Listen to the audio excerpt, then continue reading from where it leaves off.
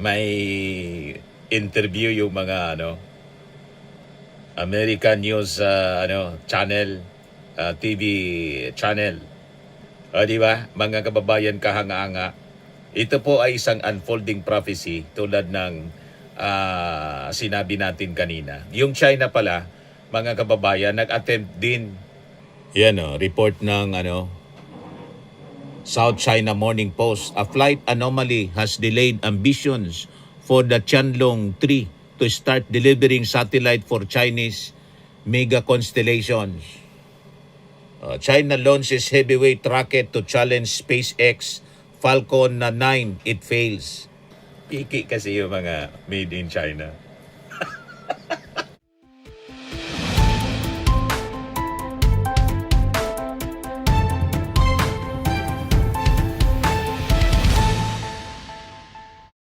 Hello po mga kababayan, si Dante Maravillas. I-update ko kayo ng pagpalipad ng Amerika ng NASA ng Artemis 2. Right now, papunta na sila sa buwan, mga kababayan. So makikita ninyo kung gaano kagaling ng Amerika. Unparalleled siya sa advances sa technology and military power, mga kababayan. Kasi yung Amerika is blessed because of its support, mga kababayan, sa Israel. Alam ba ninyo na gano'n kung bakit ang Amerika powerful country? And this mission, mga kababayan, ay parte siya ng unfolding prophecy, one of the signs of the near second coming ng ating Panginoong Hesukristo on earth. As prophesied by Daniel, mga kababayan, that knowledge shall increase. O, di ba? Mamaya ibigay ko sa inyo yung mga detalye. Pero ibigay ko na muna sa inyo kung nasaan na ang mga astronauts na sakay ng Artemis 2. Ito na sila, mga kababayan, heading towards the moon. Yan Watch Artemis 2 astronauts take questions on their way toward the moon. This is a great leap for humanity after yung Apollo 11. Ito yung Apollo 11, mga kababayan. Sina Neil Armstrong, Michael Collins, and Edwin Buzz Aldrin. Ito si Armstrong. Ito si Michael Collins and si Edwin Aldrin, mga kababayan, ni 1969. Apollo 11 mission. Landed on the moon. Pero itong Artemis 2, mga kababayan, iikot lang sila hindi siya lalanding sa buwan. 3 yung mga astronauts sa Apollo 11. Ngayon naman sa Artemis 2, 4, isa dito Canadian. Ito Canadian po ito. May bandera ng Canada. Ito lahat ito Americans. May isang black and first woman astronaut na kasama sa moon mission, mga kababayan. Sabi dito sa balita, Artemis 2 test flight will be NASA's first mission with a crew under Artemis. Astronauts on the first flight aboard NASA's Orion spacecraft will confirm all of the spacecraft system operate as designed with crew aboard in the actual environment of deep space. The Artemis astronauts are NASA's Reid Wiseman, Victor Clover, and Christina Koch, and NSA Canadian Space Agency astronaut na si Jeremy Hansen. Yan. First Canadian din siya, mga kababayan, itong si Hansen. So, nakakabilib, nakakahanga. Our new heroes of humanity, mga kababayan. Na-interview sila, mga kababayan, habang nasa spacecraft. Na-interview, mga kababayan, ng ABC Anchor, ABC News. So ito yung live coverage, mga kababayan, ng NASA. Live ito NASA, mga kababayan. So makikita ninyo ang wonders of technology, technological advancement ng Amerika. Talagang nakakabilib. Parang pelikula lang, oh. Di ba? Yan siya. Deep space. Ayan, oh. Live siya, mga kababayan, sa NASA. Yan, oh. Live. Minomonitor, mga kababayan, yung location ng spacecraft Artemis. Di ba kahanga-hanga yung achievement ng mankind, ng mga tao? Yan sila. Oh. Here's a view of the entire flight control team that has been supporting during this Orbit 2 shift. Ang nakamonitor po sa live coverage ng NASA, 14,000 watching now. 43,000 yung nakamonitor. Over 64,000 miles away from Earth. 61,000 miles away from Earth, mga kababayan. 44,000, no? Live coverage siya ng NASA mismo. Following the translunar injection burn, which was 5 minutes and 50 seconds long, Orion is well on its way to the moon. That translunar injection burn also serves as the deorbit burn. Ayan, parang nasa loob din tayo ng NASA, ano? Yung opisina nila. Di ba? On the way to the moon na sila. Around the planet who's worked to make Artemis possible, that we firmly felt the power of your perseverance during every second of that burn. Humanity has Umikot muna sila sa orbit ng ano. and it's your hopes for the Umikot future muna sila sa mundo. journey around the moon. Tapos tinest nila for 24 hours kung okay. Walang problema yung spacecraft before heading to the moon. Ganun ang ginawa nila, mga kababayan. Live view. Earth, our home planet. We are now 18,500 miles away from Earth. When we conducted that translunar injection burn, coming up on about 2 hours ago. So yan, mga kababayan, ang 10-day mission ng Artemis 2. 10 days, 685,000 mile trip around the moon. So iikot siya. Ayan, papunta doon. Tapos yung pabalik na, return. So umikot muna kahapon, 24 hours after ng launch, mga kababayan, sa Earth. Tinitest muna nila kung functioning ang lahat sa loob ng sa loob ng Orion, yung spacecraft nila. Then before na tumuloy-tuloy, dumiretso sa buwan. So heading towards the moon right now, mga kababayan, yung Artemis. Sabi dito sa Celestial Insights, basahin natin ito para NASA's Artemis 2 mission is now underway on a 10-day, 685,000 miles journey around the moon. After a successful launch, 4 astronauts are traveling far beyond low Earth orbit, marking the first time in more than 50 years that humans have taken this kind of deep space path. The mission focuses on testing critical systems muna with a crew on board. Tinangalan yung spacecraft sa constellation Orion, mga kababayan. So sabi dito, Orion's life support, navigation, and communication systems are being evaluated in the harsh conditions of deep space, where reliability is essential for future missions. This trajectory is designed to push the spacecraft to its limits and build confidence for future lunar landings. Artemis 2 represents a key step toward sustained exploration of the moon in preparation for missions beyond.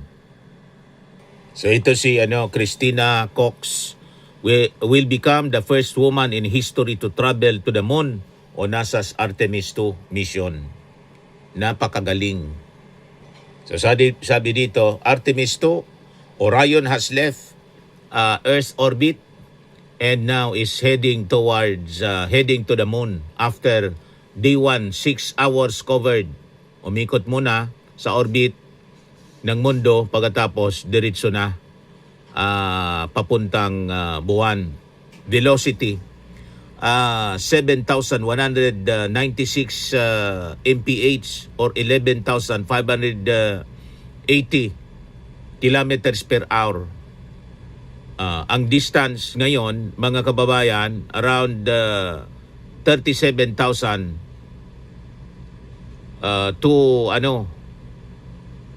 or 59,600 kilometers from the Earth ang distance. Yung moon, distance to the moon niya, right now, 207,138 miles or 333,000 kilometers. O ngayon, kausap ng ABC News, mga kababayan, yung mga astronauts. Pakinggan natin yung pag-uusap nila. Na-interview, mga kababayan, yan o. Ito siya, mga kababayan. Pakinggan natin. Integrity, this is Gio Benitez at ABC News. How do you hear me? Di ba? Outstanding. We have you loud and clear. How about us? Loud and clear. I hear you loud and clear, and I truly cannot believe it. You are quite literally on the way to the moon right now and still speaking with us. Tell me, how do you feel? What's going through your mind? I mean, this must be so incredible because have you allowed the weight of the moment to really fit in here? Have you allowed that to happen? Kaanga-anga po. You allowed that to happen? Well, first and foremost, we all wanted to give a shout out to our families first because we are pretty far from Earth and we have not gotten to say hi to them yet. But there was a moment Live about siya an sa hour NASA ago po. where Mission Control Houston reoriented our spacecraft as the sun was setting behind the Earth. And I don't know what we all expected to see at that moment, but you could see the entire globe from pole to pole. You could see Africa, Europe, and if you looked really close, you could see the northern lights. It was the most spectacular moment, and it paused all four of us in our tracks. What has been most surprising to you about this so far? If your belly looks like One of May the things that pumasok na surprised all of komersyal. us is when those solid rocket boosters actually lit and we left the pad. It was just a moment of disbelief, and yeah, the fact that we launched, it just totally takes you by surprise, even though you're expecting it, at least for me anyway. And I just had a huge smile across my face. Did it feel different? Because I can imagine that's such a powerful rocket that must have felt different for you.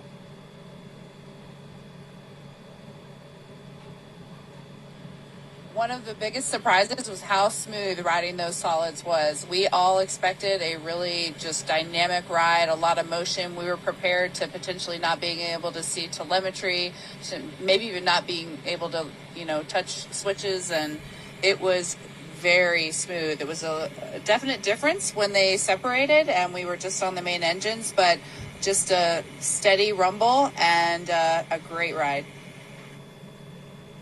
What do you want to tell Americans here at home who are watching this right now? They're quite amazed at the fact that you are speaking to us on the way to the moon right now. What do you want to tell them about this particular mission and why it's so important?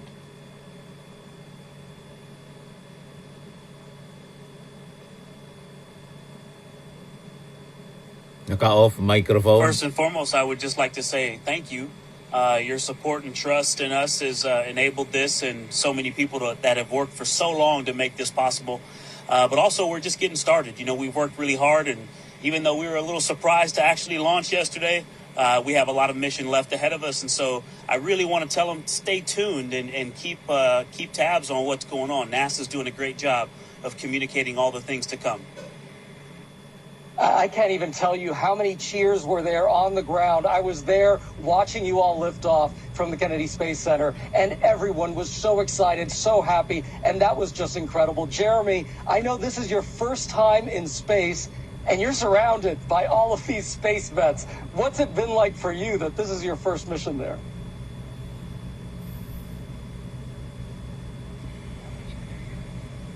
There has been a tremendous amount of disbelief for me. It's just so extraordinary. I just kept saying to them yesterday, like, I really Parang like it up here. panaginip lang. Matindi. I wish I could have got here sooner.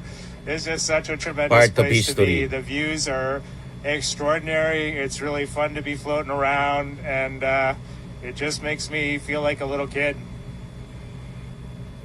I heard that there was a little bit of an issue with the toilet. Which one of you was the plumber?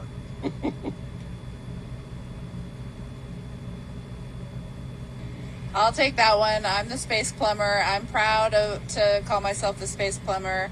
I like to say that it is probably the most important piece of equipment on board. So we were all breathing a sigh of relief when it turned out to be just fine. It was just an issue, I think, of sitting for a long time and needing a little time to warm up, a priming issue. But we did originally think that there could have been potentially something fouling up the motor. And luckily, we are all systems go. Oh, well, I'm sure I could see the faces right there. Y'all are very happy about that. I see that you're very cozy in there. It's tight quarters, but it was also a little chilly, I heard.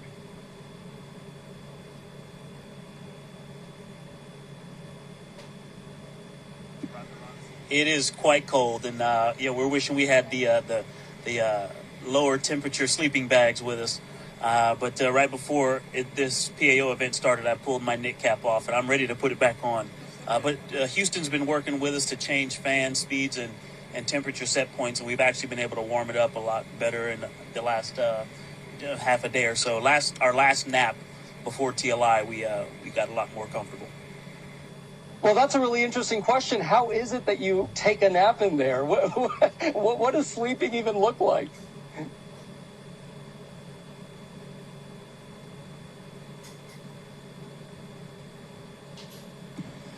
Well, let's see. So we've been off the planet for, about 30 hours now, and we've had 2 very short naps. We actually just gathered for our first meal together in space. That is how busy we have been the last day and a half. It has been really an amazing beginning flight plan. But sleeping here is it's actually sort of comical. Christina has been sleeping heads down in the middle of the vehicle, kind of like a bat suspended from our docking tunnel.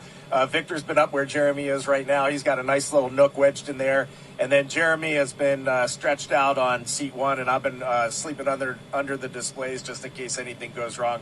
It's more comfortable than you would think, and it's nice. It's nice to sleep in weightlessness again. Every time I was dozing off last night, I had that image that I was tripping off a curb and I was waking myself up. So my body's getting reacclimated. It's been a few years since I've been up here. I've heard it's the best sleep up in space. Do you feel the weight of history knowing that you're going to be traveling farther than any other human?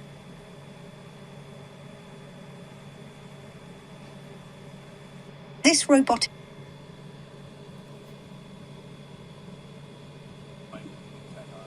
You know, it's a remarkable thing. You would think it would be weighty, but we just feel like we're lifted up by the team that supports us, and you just sort of execute the plan. A lot of people telling us how to work this and manage this vehicle, and a lot of great training, and you just kind of go step by step, which I think is pretty remarkable what this team can do, and it really highlights their excellence.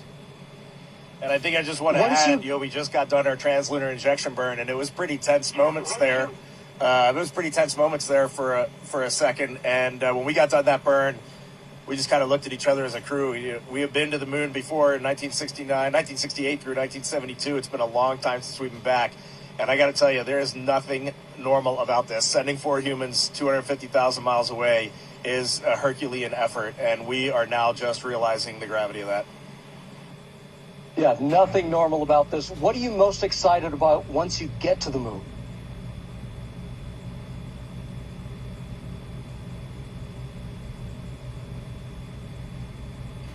Having just experienced incredible views of planet Earth and seeing the entire planet out the window in one pane, knowing that we're about to have some similar views of the moon in that same way is definitely getting me more excited for it. I knew that is what we would see, but there's nothing that prepares you for the breathtaking aspect of seeing your home planet both lit up bright as day, and also the moon glow on it at night with the beautiful beam of the sunset.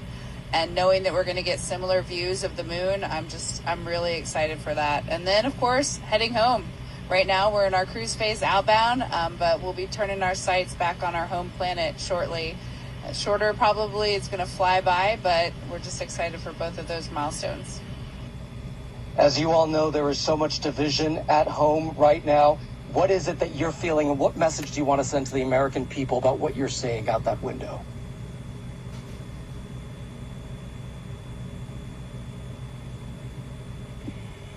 Well, the first thing I would say is trust us. You look amazing. You look beautiful. And from up here, you also look like one thing. You know, Homo sapiens is all of us, no matter where you're from or you know, what you look like. We're all one people. And so, you know, this mission, one of the things that's amazing about being around and just being an astronaut, you know, serving our countries at this time is that we get to give ourselves a mission that we can hold on to say, hey, look at what we did for the rest of our lives. You know, we call amazing things that humans do moonshots for a reason, because this brought us together and showed us what we can do when we put, not just putting our differences aside, when we bring our differences together and use all the strengths to accomplish something great.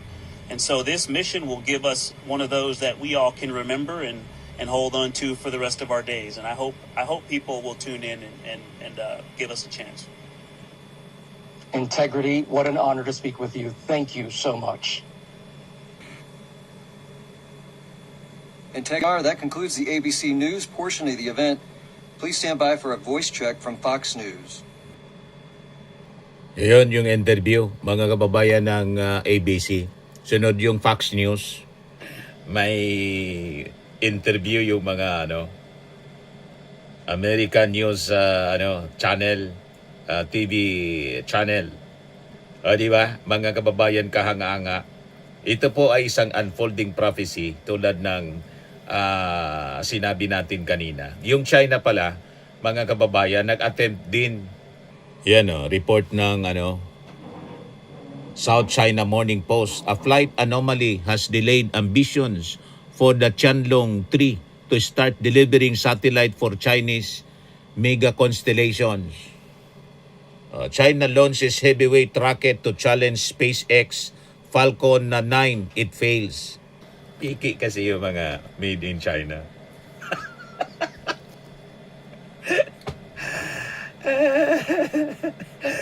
Di ba?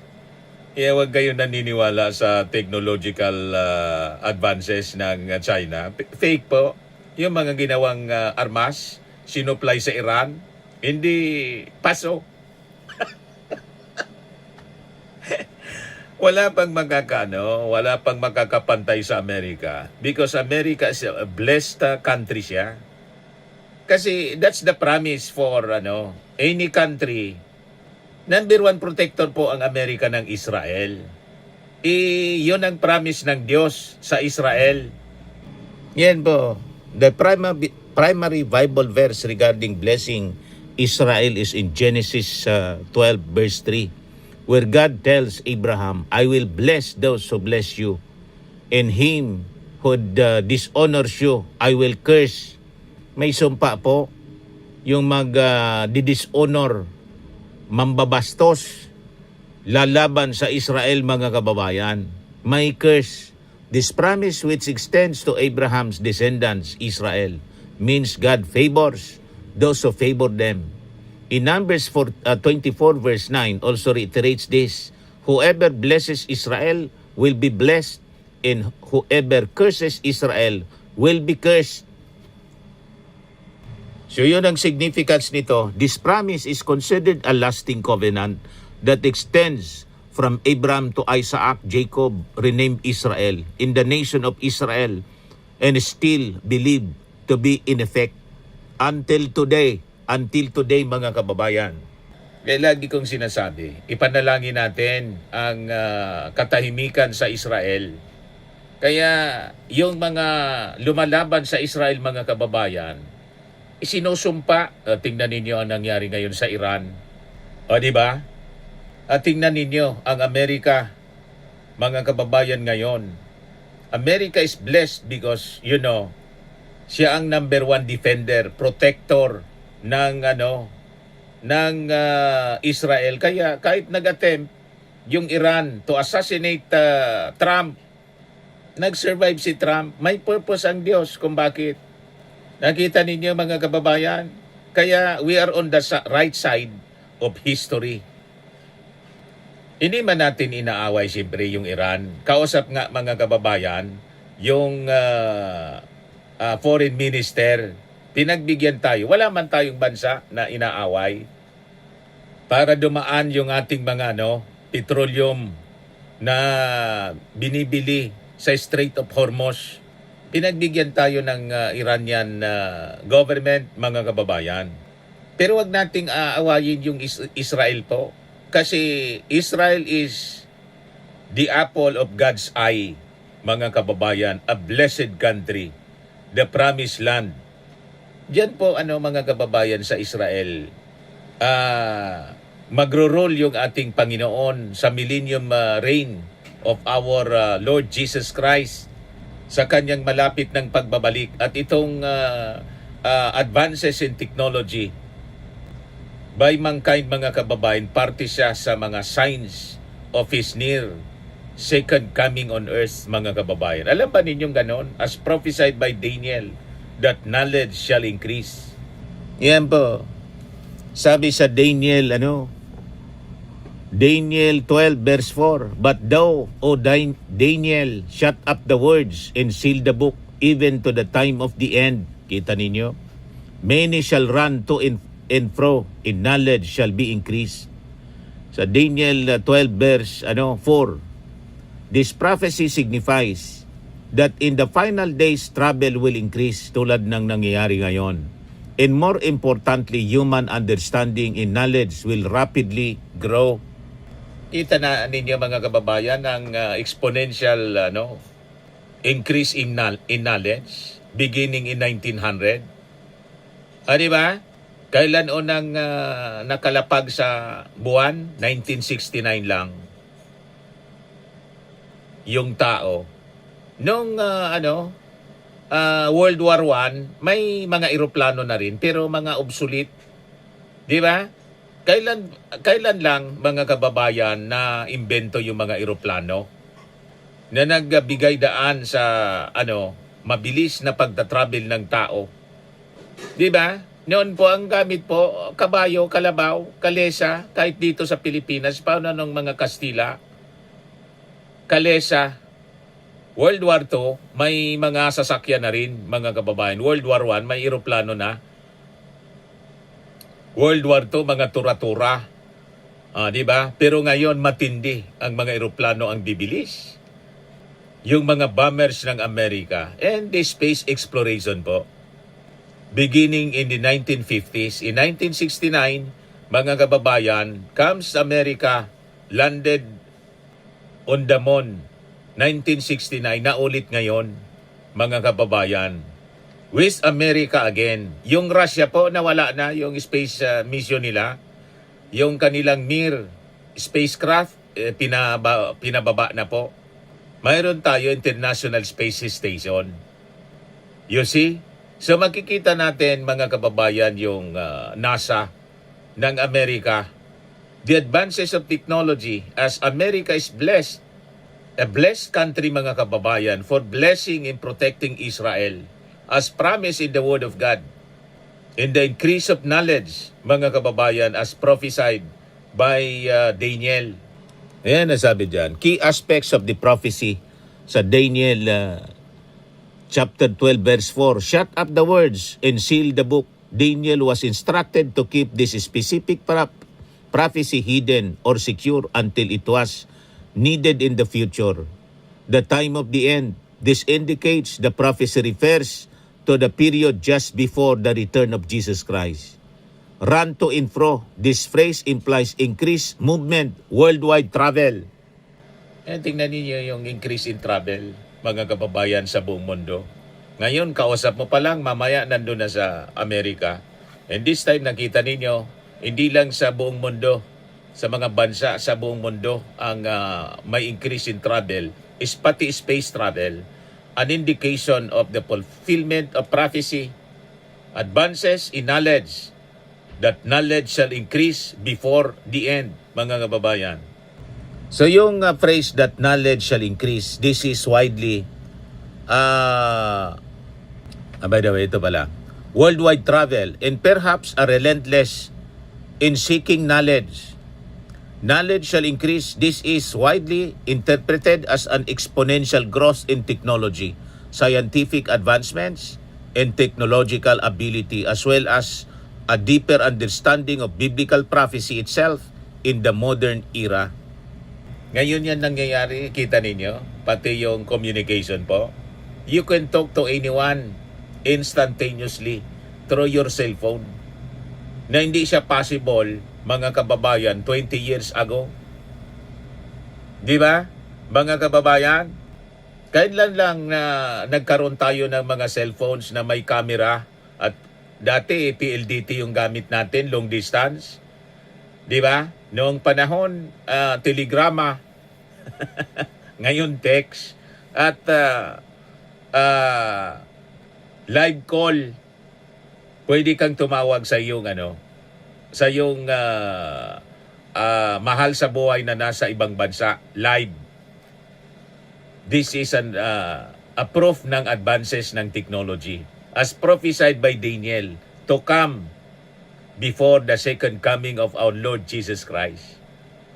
So all of these are unfolding prophecy before our very eyes, mga kababayan.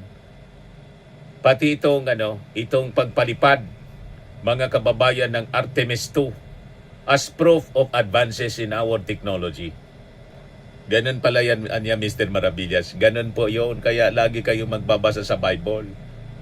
Kasi malalaman ninyo sa Bible yung past, present, and future. And this is the future, mga kababayan, na ating pinag-usapan ngayon. Okay po? Di mabuhay ang Amerika. At ipanalangin natin ang katahimikan sa Israel. Sana matapos na po yung giyera. Pero Mr. Maravillas, di ba sabi sa prophecy, there will be wars and rumors of wars? Kahit na po, ipanalangin pa rin natin ang katahimikan. Di ba? Ayun lang po, mga kababayan. Ako po si Dante Maravillas. Bye-bye. God bless.